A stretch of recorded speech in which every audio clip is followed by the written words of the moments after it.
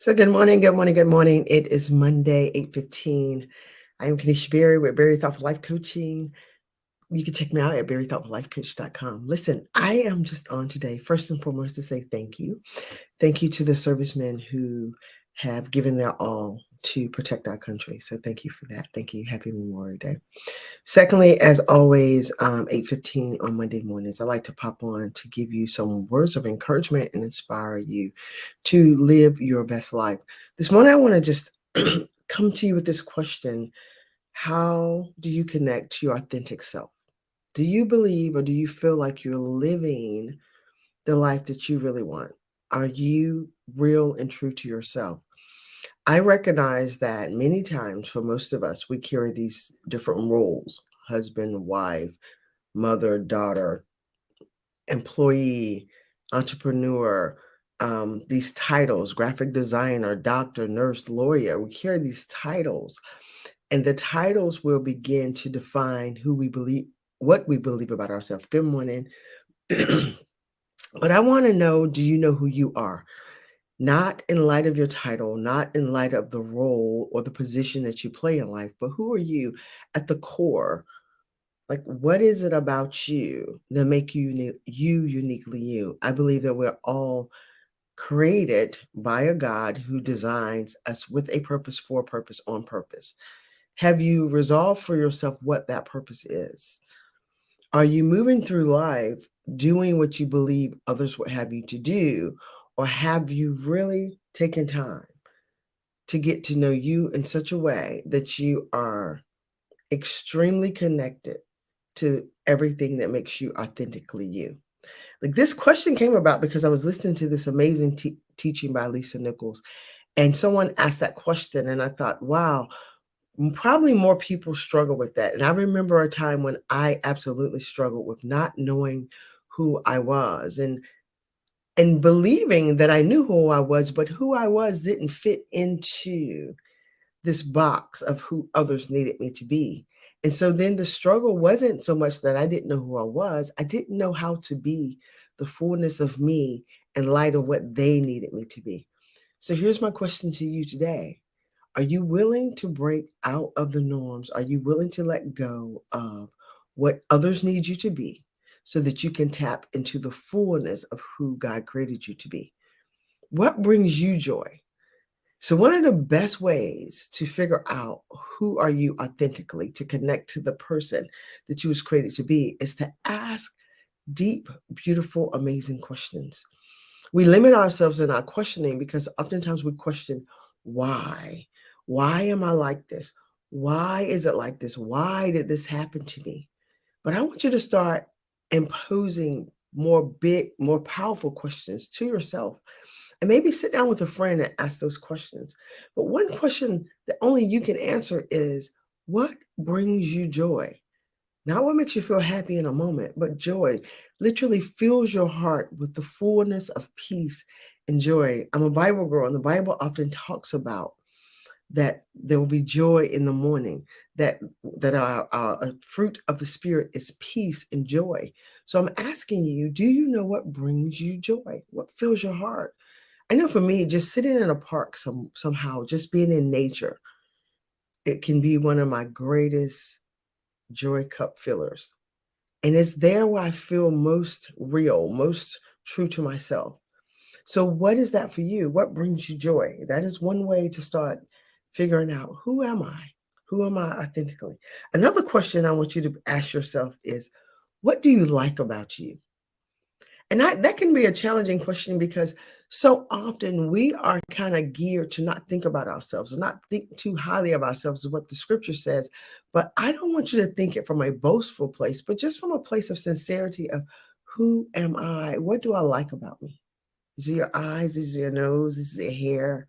Is it the way that you make other people feel? Like, what do you like about you? Another question, what do you love about you? Like, I love the fact that even without trying, somehow when people are around me, they feel encouraged, inspired, and empowered. I don't know what that is. Well, I do know what that is. That is my spiritual gift from God. I didn't do anything to receive it. It was the gift that He gave me that I'm willing to orchestrate and move through this earth. That That is something I love about myself. What do you love about yourself?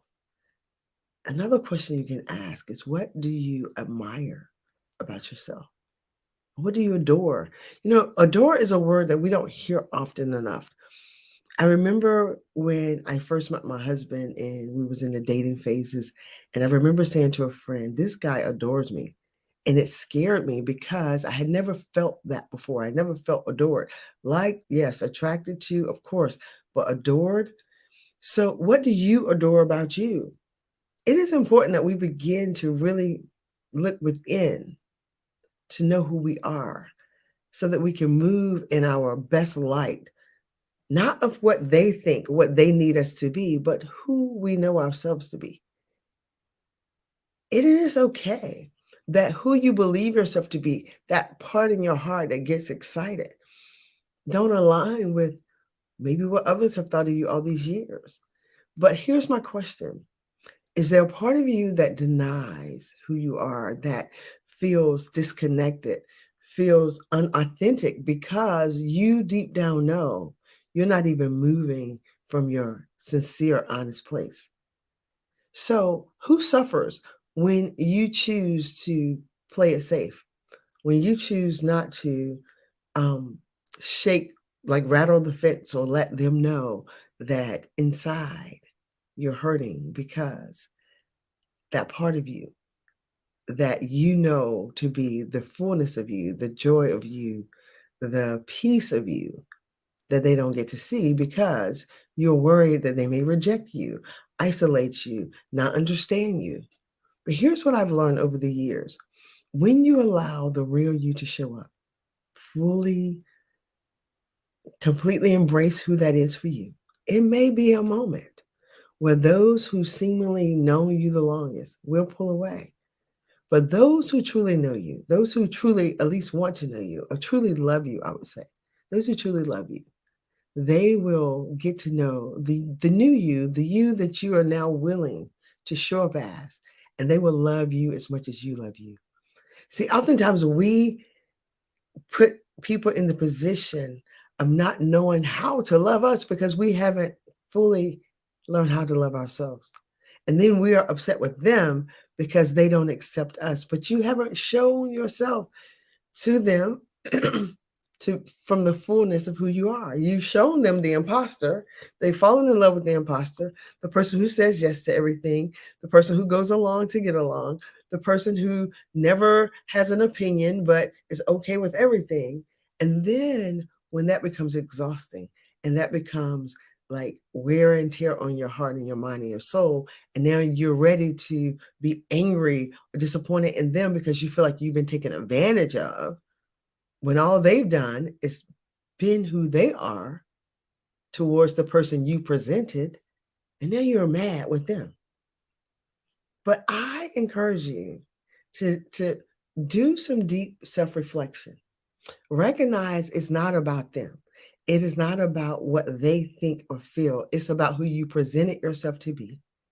And then when you presented that person to them, they embrace that person, the yes person. They'll, okay, I'll do it. Okay, I'll go along with it. And then you get mad with them because now you're feeling used. That's not on them, that's on you. So, again, today, my question is, how do you connect to the real, authentic you? And are you there yet? And if you're not, listen, it's okay. We all go through these phases in life. I want to invite you to join me on my masterclass, free masterclass on Tuesday, June 6th. It's at 6 p.m. Eastern Standard Time. You can go to my website, verythoughtfullife.com, to register to be in the class and get more information. But the class is called From Stuck to Unstoppable because when we pretend to be who we're not, when we keep showing up to fit in, to get along, not to be who we are, we get stuck. We get stuck in the mental loops of thinking that we're not good enough, we're not loving enough, that things won't work for us the way it works for other people, because God created you uniquely you. And you can live an unstoppable life, but that's going to take you, it's going to require you showing up the fullness of who He created you to be. See, you can't be me and I can't be you. You can't move the way I move and then expect to get the gifts that he's giving you. It doesn't make sense. You'll be on the wrong path to receive your gifts if you're mimicking other people.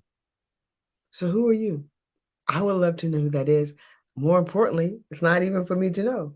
I would love for you to know who that is so that you can begin to show up unstoppable in this world. And listen, if June 6th feels too far away and you just want to have a conversation with me and find out what it is maybe I can do to help you move more closer to that authentic self, go to my website and book a free discovery call. It's not a problem, it's free. But my goal in life is to help every woman I can break free from her limited way of thinking so she can live the life that she really wants. Pursue that dream, write that book, build a beautiful, loving relationship that she's excited about. You can have those things, but it all starts with you doing your work. So, listen, I want to thank you for watching. I want you to enjoy your Memorial Day. Take time, call someone that maybe you haven't talked to in a while, and do something that brings you joy because whatever brings you joy connects you to the real you. Have an amazing day. Talk to you soon. Thanks for watching. Bye bye.